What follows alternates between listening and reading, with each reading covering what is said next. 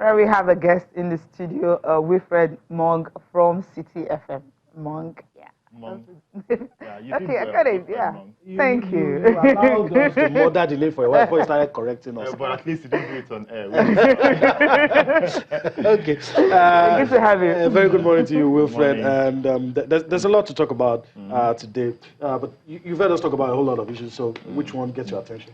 Maybe the table tennis. Yeah. You spoke about Aruna Quadri, and not surprising, whenever Omar Sarr comes to town, he's always getting the better side of Aruna Quadri. And sadly, this had to happen in the semi-final because Aruna Quadri, Omar Sarr was the third seed, and the Saleh was the second seed. So there was no way to keep them apart. Yeah, they had to meet in the semi-final. Unlike what happened last time out, they met in the final. Omar Sarr won. Omar Sarr was meant to represent Africa at the Worlds, but unfortunately for him, he got injured, and Aruna Quadri had to go represent Africa at that competition. But this time around, he's finishing third. So even if that should play out, it will be Ahmed Saleh going through. But I think Nigerians gave a good account of themselves at this competition, especially at the quarterfinal stage. We saw I think all the quarterfinal games had Nigerians. Sahidi, who is even Nigerian. He might be playing for Congo, but he's Nigerian. Olajide Omotayo gave Omar Sarr a tough time. Everybody, even Funko Shinaki Okoke coming up against Ofyong Edem in the women's singles. So, fantastic show by Nigerians. Unfortunately, none of them made it to the finals, and it's all Egyptians. Yeah, absolutely. Okay, let's leave that one and talk about this one. FIFA inspection team, they arrived yesterday in Nigeria. I mean, when the news broke, we were like, okay, FIFA Women's World Cup, Nigeria, can they really host?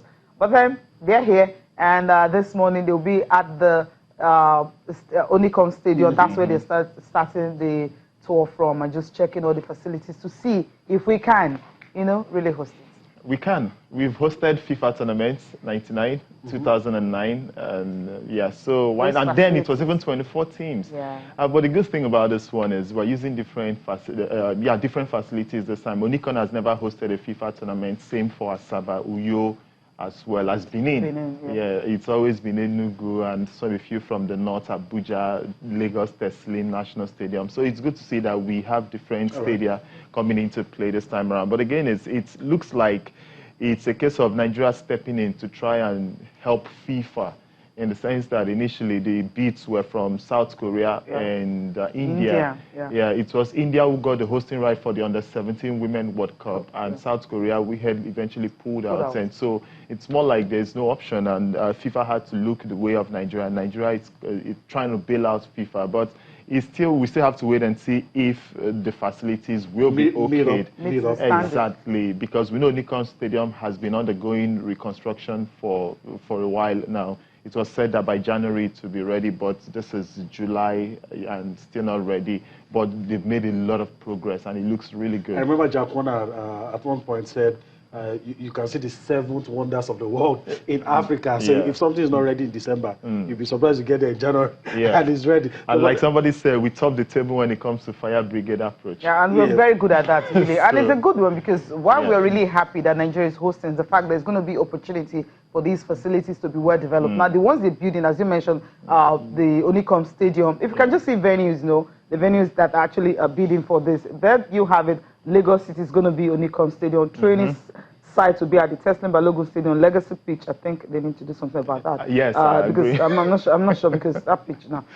Eagle Club, Campus Square, yes, and Unilag, of course, Sports Complex, all good. Then the Samuel Ogbemudia Stadium is under construction and all that. We'll send it. The Western Boys College, the pitch used to be very good. It's all grass and all that. I don't know the situation right now. University of Benin Sports Center, same thing also. Insurance have played games there, Benin Insurance and all. So it's another good place, but they can really but those are training pitches. Training, talking about training. Asaba, the Stephen Keshi Stadium, of course, people complain about the pitch and all that. But I think maybe by then they should do something about the surface and everything. Then the Asaba Squash Courts and St. Patrick's College is going to be the training side. The Gospel Akpabio Stadium, this one is ready. If this is the first they go, they just give the pass mark and all that. It's ready. You guys are ready.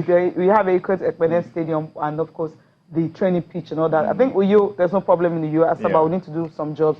Benin needs to complete theirs on time and all that to meet the standard. Unicom, same. No doubt about that. But you made mention of fantastic facilities. We've always had the issue of maintenance because we shouldn't be talking about, oh, are we ready? Are we not ready? Because we have so many stadia scattered around this country, and none of them at the moment can, boast of hosting this tournament. It needs a massive overhaul, which is not good at all. But looking on the bright side, you talked about, oh, this facility is getting an upgrade. The roads also in Lagos might be better also. I'm so happy, really, because so it's a win-win situation. But again, is security. It's not really been the best lately. We've had a few challenges within the country, but I also like the fact that all the venues that have been chosen have airports. So it's not a situation where maybe you land in Omahia, for example, and have to go by road to Aba or Omahia. No. There are airports in Uyo, there is one in Asaba, there is in Benin and in Lagos, so it makes travel quite easy. Let's go to the flip side. There are a lot of people that are saying, we actually don't need this right now. There are a lot of people, there's a school of thought that saying it's going to be a jamboree. We've talked about what might be the gains.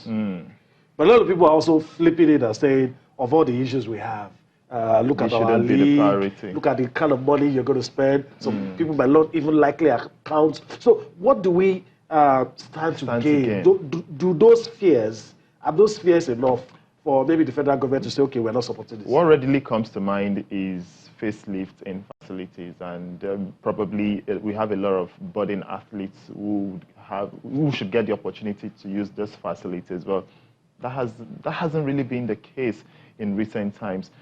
For example, at the end of this tournament now, I won't be surprised you start seeing all the facilities deteriorate, and some would even get locked up and would be open for use. So at the end of it, the main aim will be defeated immediately the tournament is over, which is having these facilities made available to people to use. So apart from that, I really don't see any other thing that Nigeria stands to benefit.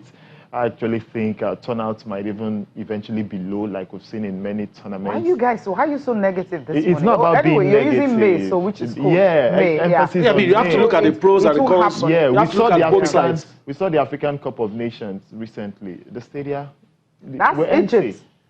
We're talking about Nigeria. I mean, if you've been to, if you were in Asaba, right? I mean, the Africa Senior Champions that was hosted, you saw the crowd and everything. So I think that's a plus. You've been to Uyo to also watch a match too. We saw the Atletico Madrid game. It was full to the brim. So if you're looking at this, Lagos also is another city. You see the games you're mentioning. Senior Aside games. that, do you know why I brought it up? But it's a FIFA tournament. Before we leave this little matter, do you know why I brought it up? Across board, all major sporting events, you see countries pulling out these days. Even the ones that have agreed to host, you still see people protesting and say, even Tokyo that we just talked about, that we said is peaceful and everything, you still see some clusters around people, maybe not all. And why we welcoming it? Well, if we have majority, I understand. Majority is actually for it because of development and all that. If you're talking about development of the league, no matter what happens, we know what's happening to the league. Now, this is going to be FIFA. You don't think FIFA will allow you to just host without having some, usually grants comes in and every other thing. And there's also opportunity for, for we to also develop our own league. That's another, I think it's a win-win for Nigeria, basically. Come in, it's another thing for it to be used for the right purpose. These are two different things. The right purpose is obviously is going to be used for the organization of the competition and this upgrade of facilities and all that. We know if these facilities are not upgraded, if we don't host this tournament, the facilities are going to remain the way they are. And the ones that were upgraded when we hosted tournaments, we can name many stadiums. Let's host more. And if we host more, facilities will be better. South Africa, for instance, South Africa has won because of the FIFA World Cup 2010. And see what it's giving to South Africa. All right. So I think the more we host tournaments, the more we'll have better facilities. We can go. Government will understand that people are coming. Let's do this. Right. Roads will be better. We can go on and on if we want to continue, but we have to move on the show. Let's cross the hurdle first. Let our bid be accepted. Exactly. Then we can talk about. We can have this discussion again. But Wilfred, let's talk about the league. Cecilia talked about something that gladdens my heart. Which is one way we have found a way. I don't know how we did it, but we have found a way to make our league. The timing of our league coincide align with Europe, and that's what we've always been striving to do. A little bit of sacrifices here and there, but I think it's well worth it if we can maintain it. That's the issue. But September 22, all the way to May 17 next year. That's when the league will start, hopefully. I would have reasons to close shop. I would have reasons, but Stars 22 is great news. Fantastic, actually. It's a win-win situation when you look at it from different angles. Let's start with the kickoff date. Like you said, aligns with that of European calendar. And also, we only have 4 midweek matches, which is great. Yeah, great. that's and what remember I was happy about. Exactly, not a situation where we have back-to-back games, 3 games in a week, and the players get gassed out. The quality was always going to be low. Exactly, and you see teams put out 2 different teams. One for midweek, one for weekend, because of the travel, the rigors. the rigors in the team. Now, that's one side. Again, we have just one cup competition in our league. So what it means is that there will be lots of spaces and lots of rest for the players. The only challenge you could say is, okay, let me finish with the positive. And that positive is gone are the days where you have players have maybe their passports in one back pocket and transfer certificates in another, being that they're always looking at the possibility of traveling to Europe at the, for trials, middle of the season. Stephen Ode was leading the goal scorers chart. All of a sudden, he left for FC Zurich before Antonio Okpoti eventually emerged top scorer in the league. So such things wouldn't be happening. And so now we probably would have a better transfer window, maybe in the summer and also in January, because there's a January break. But the only challenge I see in this is that many of our stadia, we've seen when it rains, it gets waterlogged, and we're going to play matches throughout raining season. It might be a challenge when it rains. Yes, so that's the only challenge I see. But apart from that, I think it's a fantastic one for Nigeria. And hopefully all the talk about we having a bridge season here and there, we don't get to see that happen again. All right. Yeah, and the season will end 17th May. I mean, this is what they've come up with. Brilliant from LMC. I think so. 22nd, no postponement. It's all clubs must registered, right? Usually that's what it means. Issues and all the register and coaches changing hands and everything. But talking about coaches right now, let's talk about, I mean, Fidelis Ilechukwu, I mean, 13 years after, I mean, he's leaving MFM. I never thought he was going to leave. You know? Because, I don't know, there's just some people, just like when Alex Ferguson was in charge of, I started watching football when he was in charge of Manchester United and all that. It's like, when you mention Manchester United, the first name that comes to mind is Sir Alex Ferguson. Arsene Wenger, I mean, I thought, I mean, let me just let this out. I thought Arsene Wenger actually owned Arsenal. I mean, at the point until I started following football and all that. Precisely, I just thought he's the owner of the club. So, I mean, there's some people, there's some coaches, you know, they're kind of synonymous with a particular club. Same with associated with that club for so long. It's very difficult to see them. Do you understand? Talk about them without. I actually saw this happening because last season there were rumors that he was going to leave, and he reassured the fans, no, not to worry. There was even a point they said he resigned. Yes, that came up also. But again, later they said it was an April profile. Fool, you know, yeah, exactly. His profile has risen. Yeah. He was, let me try not to use the wrong word, but an unknown coach growing up with MFM from the 4th year all the way to the NNL, now in the Premier League, almost got relegated that first season. In the second season, they qualified for the Champions League. That was massive, almost won the league. Now he's in the under-23 setup as one of the under-23, one of the assistant coaches. Yeah. His profile has risen. It's MFM, they are not the biggest when you talk about MPFL sites in Nigeria. So it's only natural that the bigger clubs will start coming for the established coaches, and he's actually one of them. So I think it's good for him. He would grow from here. Maybe Heartland finished mid-table in the regular season. The mandate will be qualified for CAF competitions, always the mandate. But I think it's a good move for him, and especially with so many departures at MFM. Yeah. This guy has been the one filling the gap. Players leave year in, year out, but he just finds a way to bring in fresh talent, and they also remain competitive. You can't continue doing this.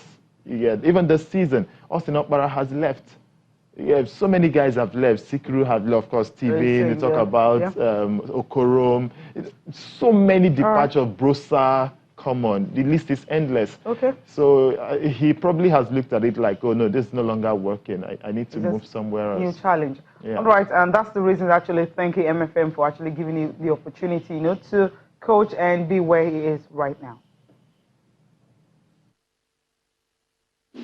Stability is very important. If you look back, last 2 years in Heartland Football Club. A lot of strugglings in the team. I have to work on stability. That's number one, to make sure that the club is stable. So the club is, from this moment, will not struggle again. We'll do everything possible to make sure that the club is stable. Here is also my home because I'm at home now. Most important thing is that the message they will say it. They will say the technicalities. Those that are not coming to watch football before, we return them with the results. The reason why I came, because I understand the governor of the state, His Excellency, is a man of success and a man of vision. All right, he wants to bring stability to the club. That's what he wants to do. Hopefully he can do that. Let's listen to when he was actually thanking his former club. It's very important, good club, good fans and everything. First of all, thank Dr. Olukoya for the opportunity given to me, man of God, man with good heart. Although it's painful that I left the club, but I think the club must move on because I have younger ones I have trained, which I believe they will do well.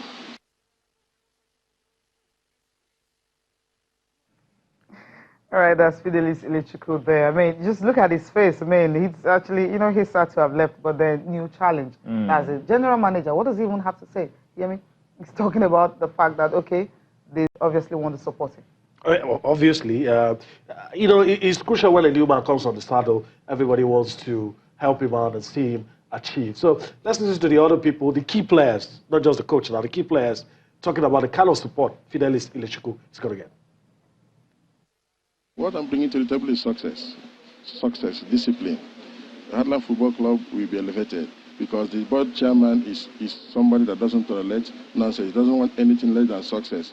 And I'm here to give him success, give him a state success, give the governor success. It's also good for me to tell the press guys that there is no confusion, rancor in the board. Everything is fine. The board is working. You can see that the board is actively doing their job. And I'm actively working with them, you know. So everything is fine with us. There is no problem. There is no rancor. All right, that's what you want to hear. Yeah. And Wilfred, sometimes before you know it, targets start coming in. Yeah, like I said, qualify for CAF competition. Yeah. That would be the #1 target. And this time around, since our league, there's no abridged season, Heartland need to be very consistent and finish in the top 3 to ensure that they play in CAF competition. Or the ITO Cup is also there for them, but it's going to be tough because now he's new.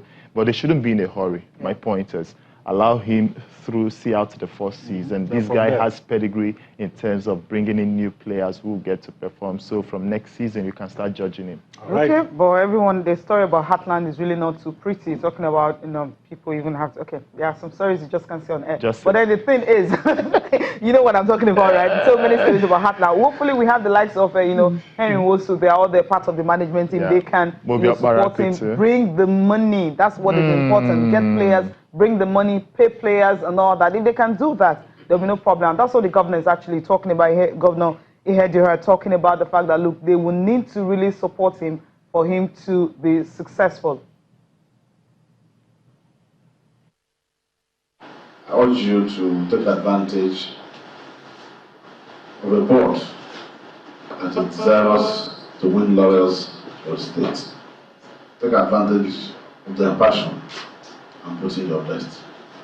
Within the limits of our capacities, we shall endeavor to support you to succeed. We expect and believe that you're going to instill discipline and sanity in the football club. Without discipline, you can't make progress in anything you do. And sports, of course, inclusive. On our part, we've taken positive steps to rehabilitate and renovate the Dananyam Stadium.